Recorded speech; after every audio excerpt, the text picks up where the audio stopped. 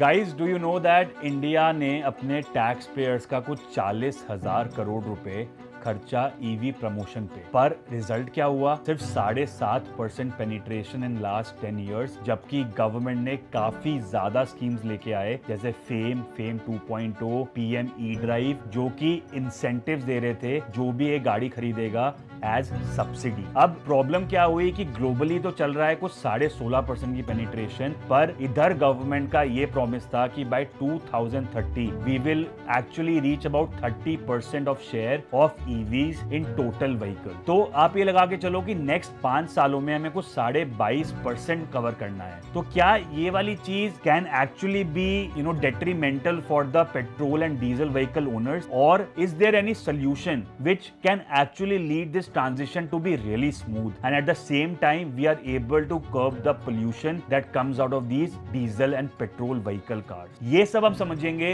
आज की वीडियो में। Hello all, welcome back to macro cafe. मैं हूं आपका होस्ट आदित्य गुप्ता। आज का टॉपिक काफी ज्यादा इंटरेस्टिंग है because we will be talking about electric vehicles. All over the world electric vehicles का इतना नाम चल रहा है, तो इंडिया क्या कर रहा है इन सब के बीच में? क्या चैलेंजेस हैं जो ईवीज फेस कर रहे हैं इंडिया में, और क्या ऐसे सॉल्यूशंस हैं जो अगर हम ये वाली चीज को अप्लाई करते हैं तो we can actually reach 30% of the EV share by 2030. तो शुरू करने से पहले let us understand why we need to reach that 30% mark. So if you all know that India is actually an import dependent country, जो अपना 85 से 87% of crude oil requirement import करता है from other countries outside India. So the problem over here is that whenever there is any oil shock, मतलब कोई भी अगर OPEC ने कोई अपने प्रोडक्शन को रिवाइज करा, या फिर at the same time if there is any kind of geopolitical war or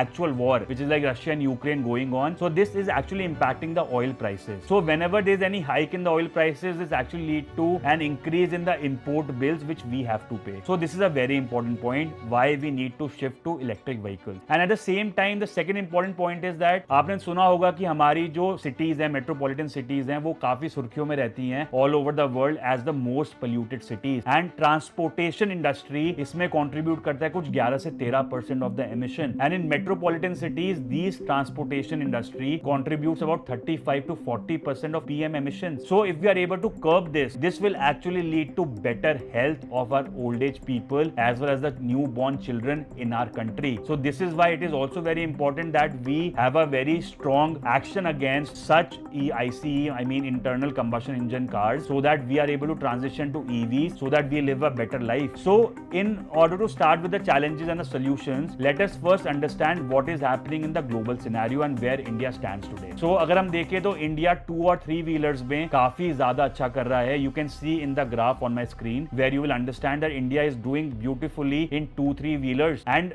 if we look at e-buses, India has done a better job as compared to e-trucks and private vehicles. So why am I talking about e-buses and e-trucks here? Because e-trucks and e-buses total 50% से ज्यादा emissions करती हैं emit in the entire country, but इनका जो share है that is just 4% of the total vehicles. So why is this so much important and how can we transition from trucks to e-trucks? ये मैं बताऊंगा आपको solutions में, so you have to watch this video till the end for that. So now let us look at the challenges first. So what are the challenges that we are facing? एक challenge आता है आपका public awareness का, that people are actually not aware about the importance of electric vehicles. So the problem is that it is not just about the people that they don't read about it, it is also that not much efforts are being put by the government. If we look at the state or the central government, there are not much campaigns where they're actually telling people about the importance of electric vehicles. So which is actually creating a lot of problem here, because this is actually leading to a lot of anxiety among the buyers, because there's actually anxiety of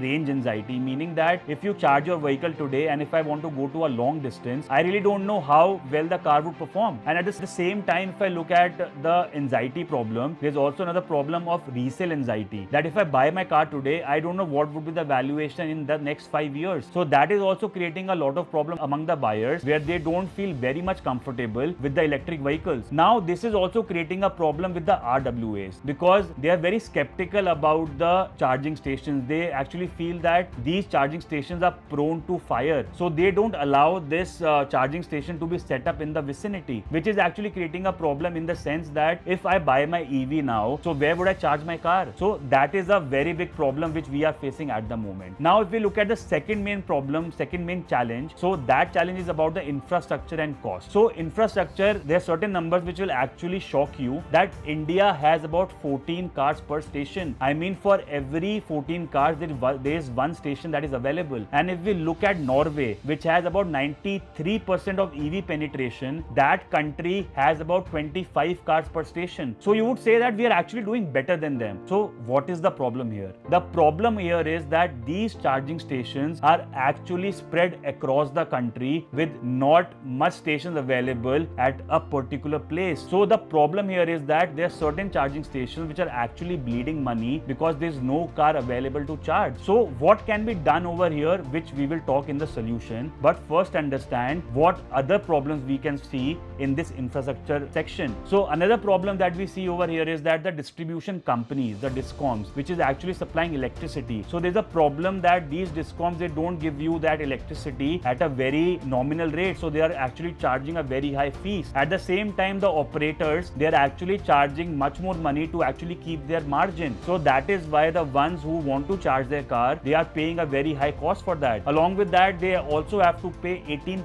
GST on this. So इसकी वजह से भी काफी ज़्यादा problem है in terms of infrastructure. And if I talk about different stakeholders, so you have to understand this, that one charging station, if we want to install that, it has to be done on one land. So you have to take a lot of approvals. There are different stakeholders which are actually involved in this. So one is your discoms, one is your urban local bodies. Similarly, land approvals are required from other authorities. So this is also creating a problem because these coordination takes a lot of time. And once coordination is done, it actually leads to a lot of delay in these charging stations to be set up. So we have talked about infrastructure, what the problem is, we have talked about the cost. Now comes the major other problem, which is the problem of financing. So as I've already talked about, that trucks is not performing very well in the electric version of it. The reason being the cost is really very high. So a normal truck would cost you about 45 lakh rupees, but it is about 2 to 3 times much expensive in electric vehicles. So now if these truck owners, they actually go to the bank to take any loan, they get the loan at a very high interest rate. What is the reason for that? The problem is that the banks, they themselves are not well aware about the entire valuation of the electric vehicle. They don't know what the battery would cost in the next 5 years, what would be the health of these batteries, or what would be the valuation of these electric trucks 5 years down the line. So what they actually do is that they charge a hefty amount of interest rate, which is to the tune of 17 to 18% as compared to a conventional diesel truck, which they would give you the loan for about 10 to 12%. So the problem here is that these 80% of these truck owners, they actually own less than 5 vehicles. So this amount is very hefty for them. So if we have understood the challenges that we are facing, let us talk about some of the solutions which are very eye-catching, which I studied in the recent report by NITI Aayog. So if we talk about the entire costing first, so the cost that we have talked about is very high of an electric vehicle. So they are actually coming up with very unique solutions about talking about the battery leasing, meaning that you don't have to pay upfront for the battery, which is the most expensive component of any vehicle. So instead of that, you lease out that battery and you pay money for the rest of the vehicle. And if we talk about the battery can actually be taken on rent and you can pay for it on a monthly basis. So at the same time, as we have talked about, that the banks themselves, they don't know what is going to be the health of the battery next 5 years down the line. So there is something called as battery Aadhaar. Battery Aadhaar is something which is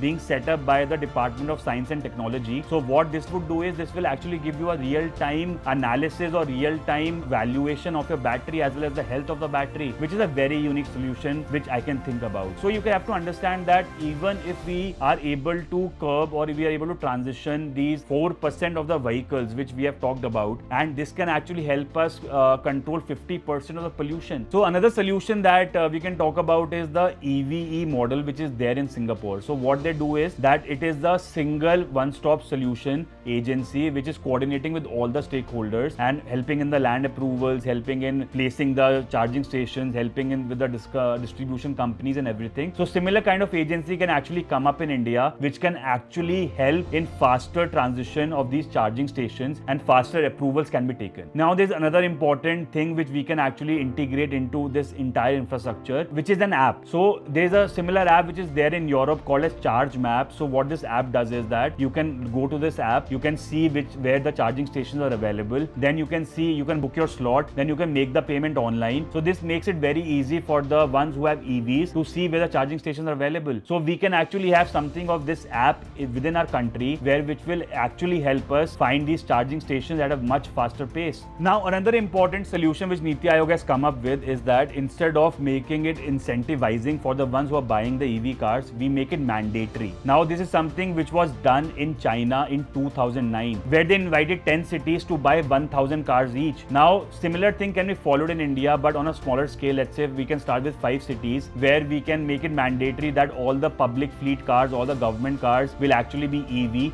And once this happens, once this is successful, we can actually increase it to 10 cities and so on. So this is also a very important solution where we can make it mandatory instead of giving incentives. So this is also what we can do. So the last solution which we can think about right now is that instead of distributing the charging stations across the country, we can identify some dedicated routes which are followed by the trucks and buses, and we can install the charging stations at these points. So this will help the trucks and buses to get access to these charging stations. So some kind of initiative has already been taken on this by Principal Scientific Advisor, where they have identified 50 such dedicated routes. So this can be the starting point from where we can start. So this was the entire story of the electric vehicles, coming up with the problems that we are facing and also some of the eye-catchy solutions by the recent NITI Aayog report. We have to transition to the electric vehicles in order to get a better life and also to fight against the climate change. So what do you think about this transition? Can we actually do this, or